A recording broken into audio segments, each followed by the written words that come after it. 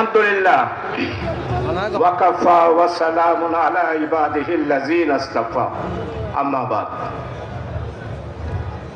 আজকে 11 দিনীয় জোট কর্তৃক আয়োজিত আজকের এই বিশাল সমাবেশের সম্মানিত বাংলাদেশ জামাত ইসলামী চট্টগ্রাম জোনের সম্মানিত আমাদের শায়েখ রাহবার কেন্দ্রীয় assistant secretary general Mohammad Shahjahan, মঞ্চে আছেন আমার স্যার, মঞ্চে আছেন আমার স্যার, আমাদের চট্টলার গৌরব 11 দলীয় জোটের শীর্ষ নেতা, স্বাধীনতার ঘোষকের সাথে যিনি পাশে ছিলেন, আজকের প্রধান বক্তা বীর বিক্রম কর্নেল অলি আহমদ, আর আছেন আনিস সাহেব, সুবহানাল্লাহ, বক্তৃতা দেবেন। আরেকজনের নাম শুনবেন, আরেকজনের নাম শুনবেন, মামুনুল হক, আরো অন্যান্য নেতৃবৃন্দ, হযরত উলামায়ে কেরাম, সাংবাদিক বন্ধুরা, সর্বস্তরের চট্টলবাসী, ওনারা যদি আরে ফুসান লন ওবা চৌধুরী সাহেব কেন আসুন, আই ওনারা জবাব দিন দে, আই একবারও ভালো নাই। কেন ভালো নাই? 18 বছর আন্দোলন করলাম, ভারতের দমন ফ্যাসিস্ট শেখ হাসিনার বিরুদ্ধে জুলাই সনদ, যেই জুলাইয়ের চেতনার জন্য রক্ত দিয়েছে শহীদ ওসমান হাদি, ক্ষমতায় গিয়েছেন, আর ওসমান হাদির হত্যার বিচার করবেন না, তা হতে পারে না। শহীদ ওসমান হাদির হত্যার বিচার হতে হবে।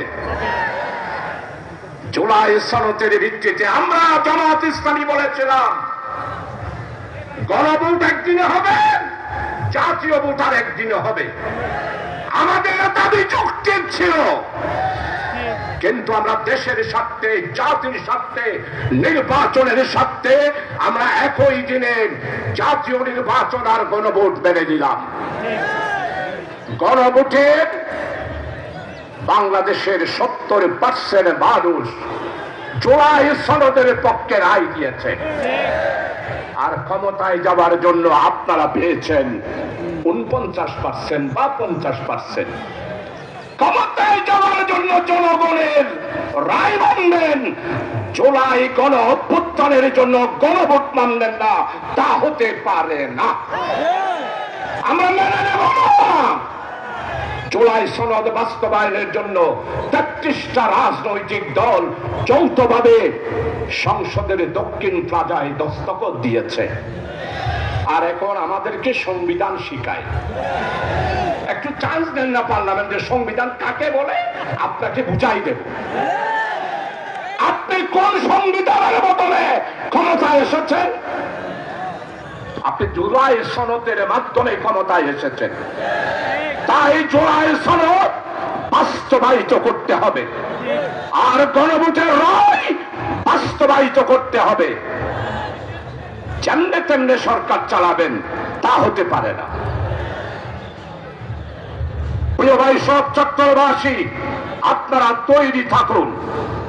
কোন অবস্থায় চট্টগ্রামের মানুষ অন্যায়কে কোনোদিন মেনে নেয় নাই। মানুষদের